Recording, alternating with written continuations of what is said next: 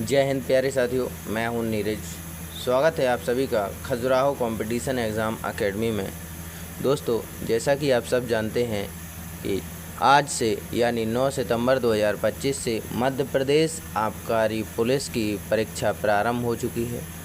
आज हम बात करेंगे फर्स्ट शिफ्ट और सेकंड शिफ्ट में आए हुए जितने भी प्रश्न हमें मिल पाए हैं उन सब की विस्तृत चर्चा करेंगे। मध्य प्रदेश आबकारी पुलिस भर्ती परीक्षा 9 सितंबर फर्स्ट एंड सेकंड शिफ्ट में आए हुए प्रश्न। अवंतीबाई लोधी कहाँ की शासिका थे?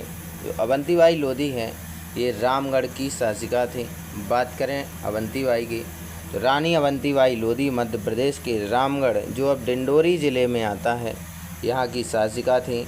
1857 के प्रथम स्वतंत्रता संग्राम में महत्वपूर्ण भूमिका निभाई।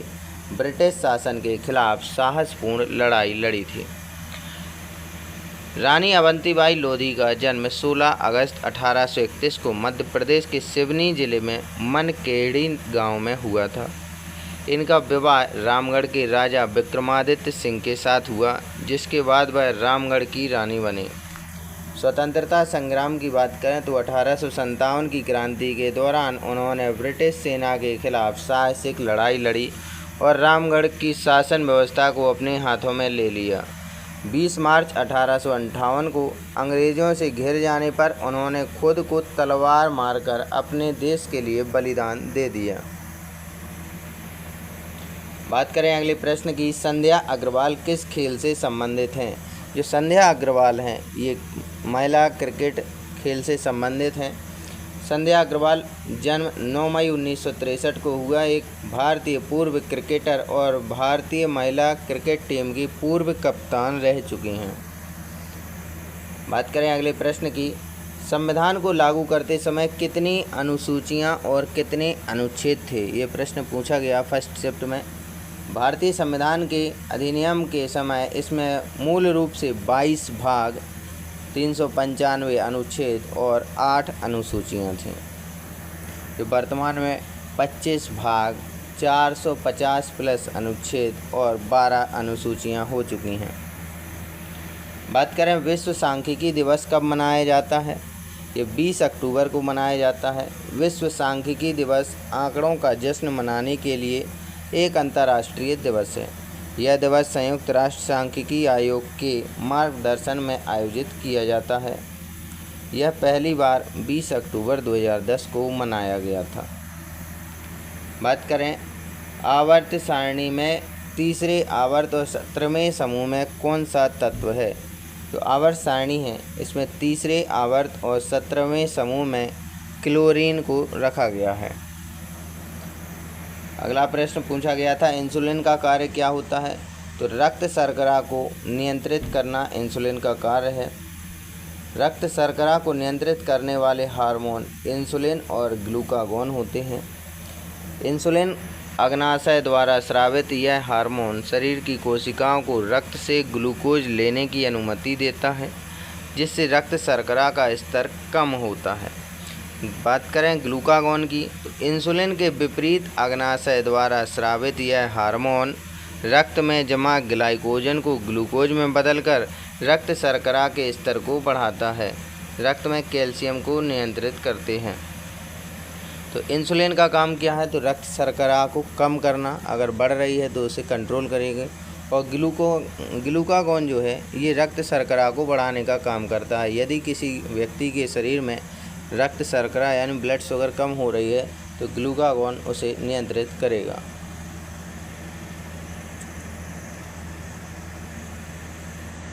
बात करें अगले प्रश्न की,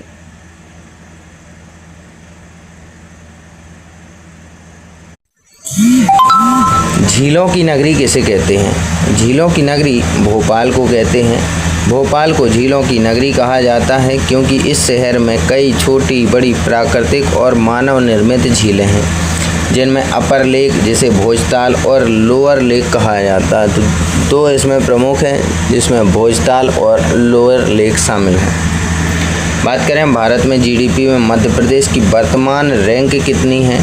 मध्य प्रदेश की भारत की जीडीपी में वर्तमान रैंक 10वीं है। भारत के शीर्ष 10 सबसे धनी राज्यों में शामिल है मध्य प्रदेश।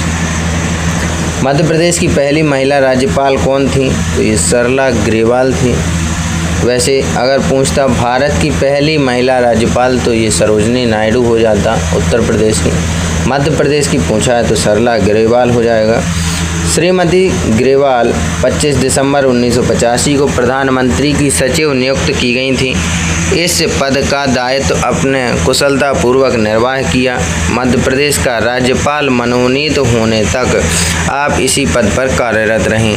श्रीमती सरला ग्रेवाल ने मध्य प्रदेश के राज्यपाल पद का भार 1 मार्च 1989 से 5 फरवरी 1990 तक सुशोभित किया था। बात करें अगले प्रश्न की, पुलिस स्मृति दिवस कब मनाया जाता है? ये 21 अक्टूबर को मनाया जाता है। मनाने का कारण 21 अक्टूबर 1959 को लद्दाख के हॉट स्प्रिंग क्षेत्र में सशस्त्र चीनी टुकड़ी द्वारा घात लगाकर किए गए हमले में पुलिस के 10 वीर जवानों ने अपने प्राणों की आहुति दे दी। इन शहीदों एवं ड्यूटी के दौरान प्राणों की आहुति देने वाले अन्य सभी पुलिसकर्मियों की स्मृति में 21 अक्टूबर को पुलिस स्मृति दिवस मनाया जाता है। प्रश्न पूछा गया था, ब्रह्मपुत्र पर कौन सा राष्ट्रीय जलमार्ग स्थित है? तो ब्रह्मपुत्र नदी पर राष्ट्रीय जलमार्ग संख्या 2 स्थित है, जो असम के सादिया से दुबरी पट्टी तक फैला है और यह लगभग 891 किलोमीटर लंबा जलमार्ग है। शिवराज सिंह चौहान प्रथम बार कब मुख्यमंत्री बने? तो 29 नवंबर 2005 को एग्जैक्ट डेट पूछी गई थी। अगला प्रश्न है, अशोक का नाम अशोक किस अभिलेख में मिलता है? तो अशोक का नाम अशोक मस्की अभिलेख में मिलता है। मस्की अशोक शिलालेख 3री शताब्दी ईसा पूर्व के दौरान सम्राट अशोक के द्वारा जारी किए गए कई शिलालेखों में से एक है। अशोक, जिन्हें महान अशोक के नाम से जाना जाता है, इन्होंने 40 वर्षों तक भारतीय उपमहाद्वीप पर शासन किया, बौद्ध धर्म अपनाने और विशाल साम्राज्य में इस धर्म के प्रचार के लिए प्रसिद्ध हैं। बात करें मध्य प्रदेश का सबसे बड़ा शहर कौन सा है? मध्य प्रदेश का सबसे बड़ा शहर इंदौर है। इसे मध्य प्रदेश की मिनी मुंबई कहा जाता है।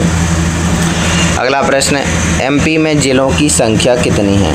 तो मध्य प्रदेश में जिलों की संख्या 55 हो चुकी है, जिसमें मध्य प्रदेश में हाल ही में बने नवनिर्मित ज़िले जो मऊगंज है, मैहर और पांडुरना, ये वर्ष 2023 में मऊगंज को रीवा ज़िले से अलग करके, पांडुरना को छिंदवाड़ा ज़िले से और मैहर को सतना ज़िले से अलग करके अस्तित्व में लाया गया है। इन जिलों के निर्माण के बाद मध्य प्रदेश में जिलों की कुल संख्या 55 हो चुकी है। बात करें एकलव्य पुरस्कार किस क्षेत्र में दिया जाता है? खेल के क्षेत्र में एकलव्य पुरस्कार दिया जाता है। एकलव्य पुरस्कार खेल के क्षेत्र में उत्कृष्ट योगदान के लिए दिया जाता है, लेकिन यह विभिन्न राज्यों द्वारा प्रदान किया जाता है, जिनमें मध्य प्रदेश, कर्नाटक, ओडिशा एवं राजस्थान शामिल हैं। यह पुरस्कार हर साल युवा और खेल प्रतिभाओं को उनके खेल के उत्कृष्ट प्रदर्शन को मान्यता देने के लिए दिया जाता है। बात करें अगले प्रश्न की, हिंदुस्तान का सबसे पुराना शास्त्रीय नृत्य कौन सा है? तो भरतनाट्यम और ओडिसी, ये भारत के जो शास्त्रीय नृत्य हैं ये सबसे प्राचीन है, लेकिन जो नाट्य शास्त्र में भरतनाट्यम का नाम मिलता है कि भरतनाट्यम सबसे पुराना है। इसका नामकरण 1932 में भरतनाट्यम किया गया। इसके पहले इसे सदिराट्टम के नाम से जाना जाता था, जिसे बाद में 1932 में भरतनाट्यम का नाम दिया गया। अगला प्रश्न, लोह स्तंभ में लेख कौन सा है? तो लोह स्तंभ मेहरौली लोह स्तंभ दिल्ली में स्थित है। दिल्ली के मेहरौली में स्थित लोह स्तंभ कुतुब परिसर का एक महत्वपूर्ण हिस्सा है। कुतुब परिसर का मतलब कुतुब मीनार का जो एरिया है, इसी में लोह स्तंभ है, जो मेहरौली लोह स्तंभ है, स्थित है, जो अपनी संक्षारण प्रतिरोधी धातु के लिए प्रसिद्ध है। और 1600 से अधिक वर्षों से अस्तित्व में है। इस स्तंभ का निर्माण गुप्त सम्राट चंद्रगुप्त द्वितीय द्वारा उनके बारे में उपलब्धियां दर्ज कराने के लिए बनाया गया था। अगला प्रश्न, भारत में नागरिकता का वर्णन किस अनुच्छेद में किया गया है? जो अनुच्छेद 5 से 11 है, इसमें संविधान के अनुच्छेद 5 से 11 में नागरिकता का वर्णन किया गया है। भारत में एकल नागरिकता का सिद्धांत है, जो संविधान के अनुच्छेद 5 से 11 में वर्णित है। नागरिकता प्राप्ति के मुख्य आधार जन्म, वंश, पंजीकरण या देशीकरण। भारतीय नागरिकता संविधान लागू होने से 26 जनवरी 1950 से पहले या बाद में जन्म लेने या माता पिता के भारतीय नागरिक होने पर मिल सकती है। भारतीय नागरिकता अधिनियम 1955 नागरिकता के अधिग्रहण, निर्धारण और समाप्ति से संबंधित है, जिसे भारतीय संसद द्वारा पारित किया गया था। ये हमारे गोपाल भाई, आज इनका आबकारी का पेपर था। गोपाल भाई, आज का पेपर कैसा रहा? बहुत बढ़िया। कैसे क्या प्रश्न आया? थोड़ी पैटर्न चेंज था इस बार। अच्छा, पुलिस व्यवस्था के कुछ क्वेश्चन आए हैं। हाँ, एमपी से कुछ पूछा है? हाँ, एमपी के भी क्वेश्चन आए हैं कुछ 3-4। याद है 1-2 क्वेश्चन आपको? हाँ, मध्य प्रदेश की पहली महिला राज्यपाल आया था एक क्वेश्चन, अच्छा, जो मुझे मालूम नहीं। हाँ मैंने एमपी का बुक नहीं पढ़ा था। हाँ। और मैथ रीजनिंग? मैथ था बहुत था, बहुत ज़्यादा मॉडरेट था? मॉडरेट भी नहीं का सरल था। उसमें औसत के करीब 5-6 क्वेश्चन आ रहे थे। अच्छा, और बस रीजनिंग का कैसा क्या रहा? रीजनिंग भी इजी था, बस जीके जीएस और साइंस के क्वेश्चन कितने करके आए थे आप? हमने पूरे 100 को अटेम्प्ट किए हैं। आए कितने हैं? आए हैं हमारे 73 आए। चलिए, बहुत बहुत धन्यवाद गोपाल भाई आपका। और दोस्तों के लिए क्या कहना चाहेंगे जो अभी आगे एग्ज़ाम है जिनका? वह पैटर्न के अनुसार पढ़ कर आए। ऐसा कौन सा टॉपिक है जिससे ज़्यादा प्रश्न आए हैं जीके में, जैसे पॉलिटी, इकोनॉमी वगैरह? डेली रूटीन का होता है जो पुलिस वालों का काम, आपका लोगों का, उन्हीं से क्वेश्चन बन रहा है। अच्छा, उनसे क्वेश्चन पूछ रहे हैं? हाँ, 10-12 क्वेश्चन आ रहे हैं। अच्छा, तो उसके लिए अलग से पढ़ना पड़ेगा? विभाग से रिलेटेड के उसमें क्या तुम्हें एक्शन लेना चाहिए, क्या करना चाहिए। हाँ। और जीके में करंट वगैरह पूछा है? करंट के एक ही 2 क्वेश्चन थे, बाकी करंट का और इसमें ज़्यादा नहीं है। अच्छा, मैथ में एडवांस आई है कि अर्थमेटिक बस? एडवांस के एक ही 2 क्वेश्चन थे, ज़्यादा तो एडवांस नहीं है, बाकी अर्थमेटिक और कुछ ही। रीजनिंग का टाइप बदला है कि जो पहले आते थे वैसे ही टाइप है? मैंने पहले का टाइप तो देखा नहीं है, लेकिन रीजनिंग ईजी आ रही है। ईजी आ रही है, बन जाती है। चलिए, धन्यवाद गोपाल भाई आपका।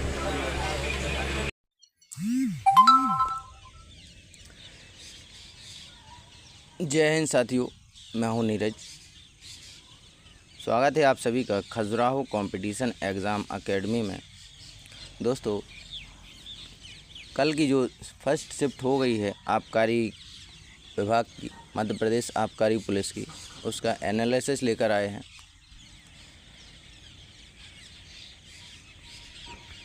मध्य प्रदेश पुलिस आबकारी विभाग 10 सितंबर की फर्स्ट शिफ्ट में आए हुए प्रश्नों का एनालिसिस करेंगे। पहला प्रश्न पूछा गया था, हथनी नदी किसकी सहायक नदी है? जो हथनी नदी है ये नर्मदा की सहायक नदी है। नर्मदा की प्रमुख सहायक नदियों के बारे में बताएं तो नदियों में बाएं किनारे से बंजर, दूधी, शक्कर, तवा, गंजाल, गोई और सांग शामिल हैं, जबकि दाएं किनारे से मिलने वाली नदियां शेर, हिरन, वरना, कोलार, मान और हथनी शामिल हैं। इनमें सबसे बड़ी नदी तवा है और नर्मदा की सबसे बड़ी सहायक नदी तवा है। अगला प्रश्न, काली सिंध नदी का उद्गम किस जिले से होता है? जो काली सिंध नदी है इसका उद्गम कहाँ से होता है? तो काली सिंध नदी का उद्गम मध्य प्रदेश के देवास जिले के बागली गांव के पास से होता है। यह नदी विंध्य पर्वतमाला से निकलती है और राजस्थान के कोटा जिले में चंबल नदी में मिल जाती है। अगला प्रश्न पूछा गया था, लता मंगेशकर का जन्म कब हुआ? लता मंगेशकर का जन्म 28 सितंबर 1929 को मध्य प्रदेश के इंदौर शहर में हुआ था। किसी किसी बुक में 29 सितंबर भी लिखा है, लेकिन जो एग्जैक्ट डेट है वो 28 सितंबर 1929 है। इनका जन्म मध्य प्रदेश के इंदौर में हुआ था। अगला प्रश्न, 12 ज्योतिर्लिंगों में से कौन कौन से 2 ज्योतिर्लिंग मध्य प्रदेश में स्थित हैं, आपको बताना है। तो मध्य प्रदेश में 2 प्रमुख ज्योतिर्लिंग स्थित हैं। महाकालेश्वर ज्योतिर्लिंग जो उज्जैन में स्थित हैं और ओमकारेश्वर ज्योतिर्लिंग जो खंडवा जिले में है। महाकालेश्वर उज्जैन में प्राचीन शहर में है, जबकि ओमकारेश्वर मध्य प्रदेश के खंडवा शहर के पास नर्मदा नदी पर एक द्वीप पर स्थित है। बात करें अगले प्रश्न की, राज्यसभा में वर्तमान में कुल कितनी सीटें हैं। तो वर्तमान में 245 सीटें हैं। राज्यसभा में अधिकतम 250 सीटें हो सकती हैं, जिनमें 238 निर्वाचित सदस्य राज्य और केंद्र शासित प्रदेशों से, जबकि 12 राष्ट्रपति द्वारा मनोनीत होते हैं। बात करें वर्तमान में कितने राज्यसभा सदस्य हैं। वर्तमान में सदस्य संख्या 245 है, जिसमें 233 निर्वाचित सदस्य यानी राज्य और केंद्रों से आए हैं और बाकी 12 सदस्य मनोनीत किए गए हैं, जिसमें खेल, शिक्षा और कला से इन लोगों को शामिल किया गया है। अगला प्रश्न, कर्क रेखा मध्य प्रदेश के कितने जिलों से होकर गुजरती है। हो सकता है प्रश्न ये आया हो कि किस जिले से कर्क रेखा गुजरती है, मध्य प्रदेश के किस जिले से कर्क रेखा गुजरती है। तो 14 जिलों की बात करते हैं। तो मध्य प्रदेश में कर्क रेखा 14 जिलों से गुजरती है। ये ज़िले हैं रतलाम, उज्जैन, आगरमालवा, राजगढ़, सीहोर, भोपाल, विदिशा, रायसेन, सागर, दमोह, जबलपुर, कटनी, उमरिया और शहडोल। इतने ज़िलों से कर्क रेखा मध्य प्रदेश में गुजरती है। बात करें अगले प्रश्न की, खेलो इंडिया 2020 में कौन सा राज्य पहले स्थान पर रहा था। जो खेलो इंडिया 2020 हुआ, ये महाराष्ट्र ने 256 पदकों के साथ पहला स्थान प्राप्त किया। हरियाणा जो है दूसरे स्थान पर और दिल्ली तीसरे स्थान पर रहा था। अब 5 साल पहले का करंट पूछ रहे हैं, तो ये मध्य प्रदेश है, कुछ भी पूछ सकते हैं। अगला प्रश्न पूछा गया, कांगो लोकतांत्रिक गणराज्य की पहली महिला प्रधानमंत्री कौन थी। जो कांगो लोकतांत्रिक गणराज्य है, इसकी पहली महिला प्रधानमंत्री जुडिथ सुमिनवा तुलुका हैं। इन्हें अप्रैल 2024 में राष्ट्रपति फेलिक्स त्सेस्केदी ने नियुक्त किया था। वह इस पद पर पहुंचने वाली पहली महिला हैं। तो कांगो जो लोकतांत्रिक गणराज्य है, इसकी पहली महिला प्रधानमंत्री जुडिथ सुमिनवा हैं। अगला प्रश्न, अमृतसर से दिल्ली से होते हुए कोलकाता को जाने वाले राष्ट्रीय राजमार्ग का नाम क्या है। तो अमृतसर से दिल्ली से होते हुए कोलकाता को जाने वाला राष्ट्रीय राजमार्ग है। इसे पहले राष्ट्रीय राजमार्ग 2 के नाम से जाना जाता था, लेकिन अब इसे राष्ट्रीय राजमार्ग 19 NH-19 के रूप में पुनः क्रमांकित किया गया है। यह ऐतिहासिक ग्रैंड ट्रंक रोड का हिस्सा है, जिसे शेरशाह सूरी ने बनवाया था। बात करें अगले प्रश्न की, यंग बंगाल आंदोलन के प्रणेता कौन थे। यंग बंगाल आंदोलन के प्रणेता हेनरी विवियन डेरोजियो थे। अगला प्रश्न, 298 केल्विन पर सोडियम सल्फेट का pH मान कितना होता है। 298 केल्विन पर सोडियम सल्फेट का pH मान 7 होता है, क्योंकि यह एक प्रबल अम्ल, सल्फ्यूरिक एसिड और प्रबल क्षार सोडियम हाइड्रोक्साइड से बना एक उदासीन लवण है, इसलिए इसका pH मान कितना होता है 7। अगला प्रश्न, रॉकेट किस सिद्धांत पर कार्य करता है। जो रॉकेट है, ये संवेग संरक्षण के सिद्धांत पर कार्य करता है। टीबी रोग किसके कारण होता है। जो टीबी रोग है, ये माइक्रोबैक्टीरियम ट्यूबरक्लोसिस नामक एक जीवाणु की वजह से होता है, जिसमें लोग बार बार खांसते हैं, उन्हें खांसी आती ही रहती है, और उनके संपर्क में जो ज़्यादा रहते हैं उन्हें इस बीमारी के होने का खतरा ज़्यादा बना रहता है। अगला प्रश्न,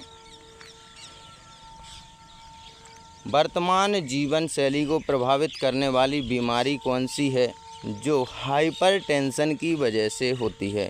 तो वर्तमान जीवन शैली को प्रभावित करने वाली बीमारी जो हाइपरटेंशन की वजह से ये होती है ब्लड प्रेशर, जिसे हम बीपी कहते हैं कि बीपी बढ़ गया या फिर कम हो गया।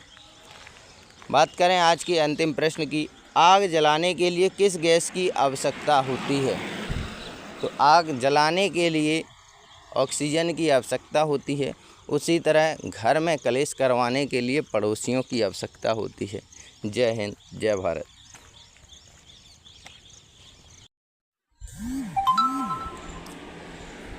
जय हिंद प्यारे साथियों, स्वागत है आप सभी का खजुराहो कंपटीशन एग्ज़ाम एकेडमी में।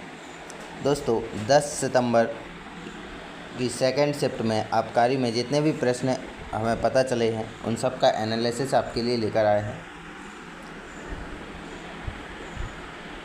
सेकंड शिफ्ट में पूछा गया था मंदसौर किस नदी के किनारे स्थित है? मंदसौर शिवना नदी के किनारे स्थित है। खांसी की दवा में कौन सा अल्कोहल मिलाया जाता है? एथिल अल्कोहल मिलाया जाता है। 2019 में अंतर्राष्ट्रीय शतरंज संघ का अध्यक्ष किसे बनाया गया था? तो आर्केडी डोर्कोविच को 2019 में अंतर्राष्ट्रीय शतरंज संघ का अध्यक्ष बनाया गया था। बाज बहादुर महल कहाँ स्थित है? तो बाज बहादुर जो महल है ये धार जिले के मांडू में स्थित है। यहीं पर बाज बहादुर महल, रानी रूपमती का महल, जहाज महल, अशरफी महल, बहुत सारे महल बने हैं।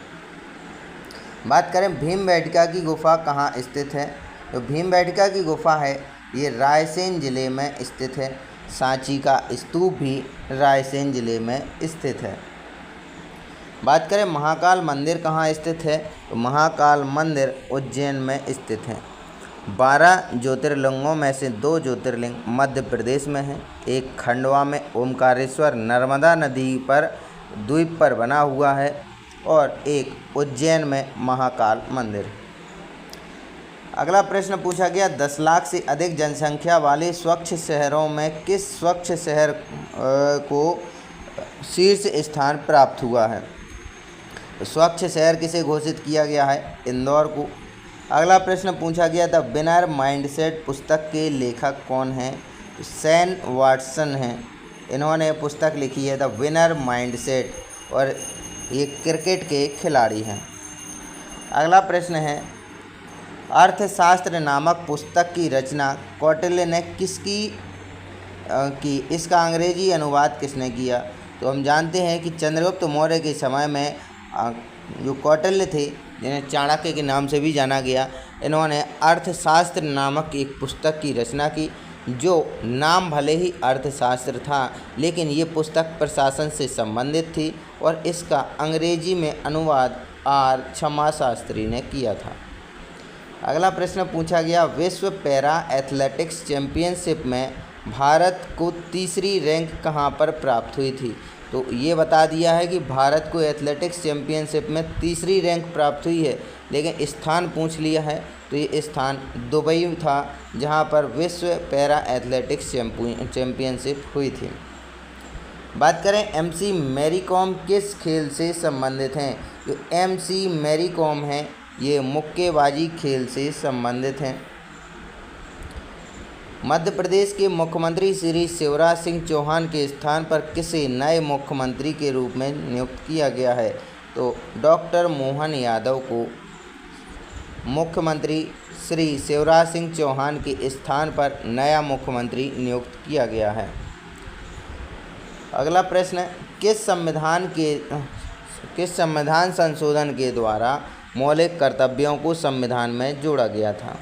तो ये 42वां संविधान संशोधन 1976 हुआ। इंदिरा गांधी की सरकार में अनुच्छेद 51A के तहत 10 मौलिक कर्तव्य जोड़े गए थे। बाद में 86वें संविधान संशोधन 2002 के तहत 11वां मौलिक कर्तव्य जोड़ा गया, जिसमें शिक्षा के अधिकार से संबंधित मौलिक कर्तव्य था कि हर जो 6 से 14 वर्ष के बच्चे हैं उन्हें विद्यालय भेजना हर माँ बाप का कर्तव्य होगा। तो तो ये थे 42वें संविधान संशोधन 1976 के प्रमुख कर्तव्यों में 11वां मौलिक कर्तव्य।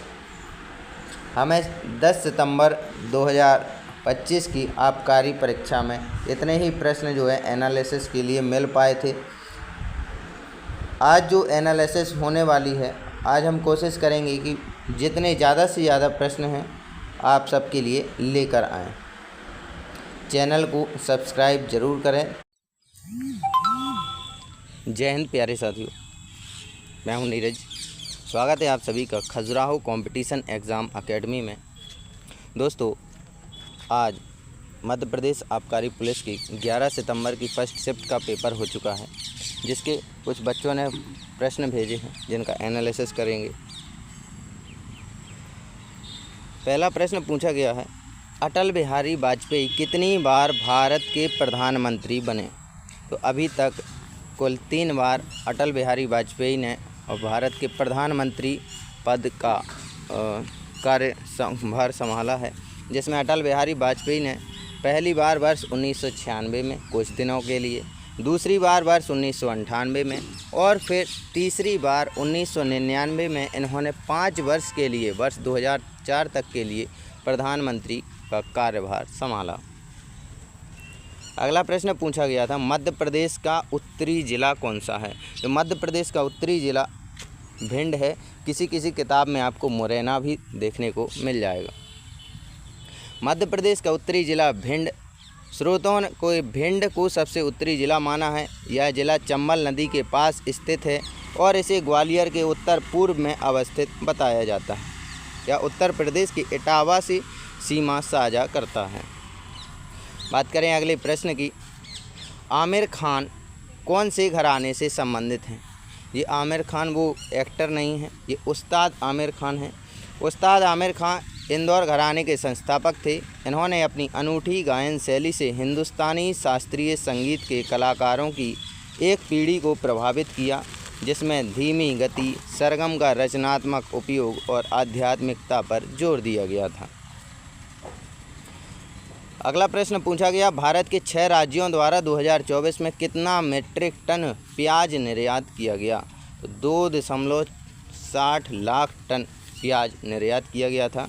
वित्त वर्ष 2024-25 में 31 जुलाई 2024 तक 2.60 लाख टन प्याज का निर्यात किया, जबकि 18 मार्च तक 11.65 लाख मीट्रिक टन का निर्यात हुआ था।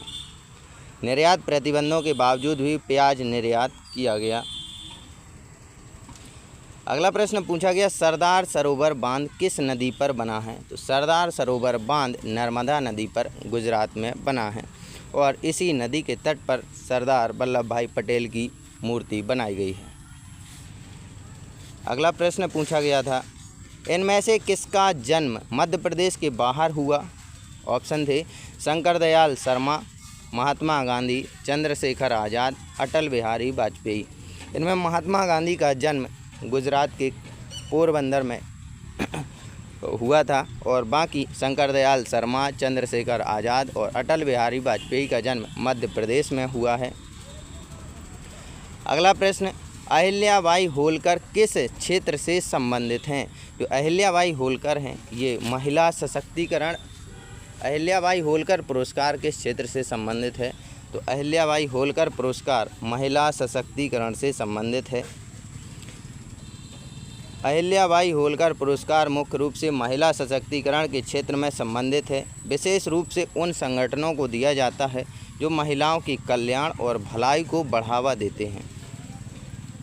अगला प्रश्न, 2021 का पद्म भूषण किसे दिया गया? 2021 का पद्म भूषण सम्मान सुमित्रा महाजन को दिया गया। दिए तो बहुत सारे लोगों को जाते हैं एक साथ एक वर्ष में, लेकिन ऑप्शन के हिसाब से सुमित्रा महाजन। अगला प्रश्न, सबसे ज़्यादा प्याज कौन से राज्य के द्वारा निर्यात किया जाता है? तो एक ही शिफ्ट में 2 बार प्रश्न पूछा गया है कि प्याज से संबंधित कि सबसे ज़्यादा निर्यात 2024-25 में कितना किया गया और किस राज्य के द्वारा सबसे ज़्यादा निर्यात किया गया? तो महाराष्ट्र के द्वारा। भारत से महाराष्ट्र राज्य सबसे ज़्यादा प्याज निर्यात करता है।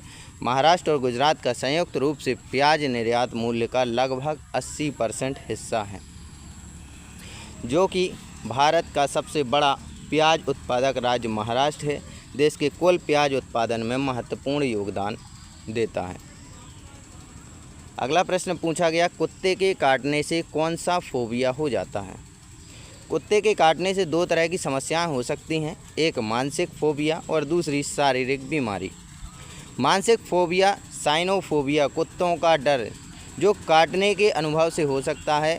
शारीरिक रूप से कुत्ते के काटने से हाइड्रोफोबिया यानी पागलपन का लक्षण हो सकता है, जो रेबीज वायरस से होता है। पानी से डर लगना एक प्रमुख लक्षण है इसका। अगला प्रश्न, इनमें से कौन सा अनुच्छेद नीति निर्देशक सिद्धांतों से संबंधित है। एक समान सिविल संहिता जो है अनुच्छेद नीति निर्देशक सिद्धांतों से संबंधित है, और ये एक समान सिविल संहिता जो है अनुच्छेद 44 के अंतर्गत संविधान में वर्णित की गई है। एक समान सिविल संहिता भारत के सभी नागरिकों के लिए विवाह, तलाक, गोद लेना, विरासत जैसे व्यक्तिगत कानूनों का एक समूह है, जो धर्म, जाति, समुदाय के भेदभाव के बिना समान रूप से लागू होता है। यह संविधान के अनुच्छेद 44 में राज्य के नीति निर्देशक सिद्धांतों में शामिल किया गया है। अगला प्रश्न पूछा गया, मध्य प्रदेश का उत्तरी जिला, तो मध्य प्रदेश का जो उत्तरी जिला है ये भिंड है। मध्य प्रदेश क्रिकेट संगठन का मुख्यालय कहाँ स्थित है। जो मध्य प्रदेश क्रिकेट एसोसिएशन है इसका मुख्यालय इंदौर में स्थित है। मध्य प्रदेश क्रिकेट संगठन MPCA का मुख्यालय इंदौर में स्थित है। यह होलकर स्टेडियम में अपने मुख्यालय के रूप में कार्य करता है। संगठन का नाम मध्य प्रदेश क्रिकेट एसोसिएशन है। मुख्यालय इंदौर है। स्टेडियम का नाम होलकर क्रिकेट स्टेडियम है। दोस्तों, ये थे आज की 11 सितंबर की फर्स्ट शिफ्ट में आबकारी परीक्षा में पूछे गए प्रश्न।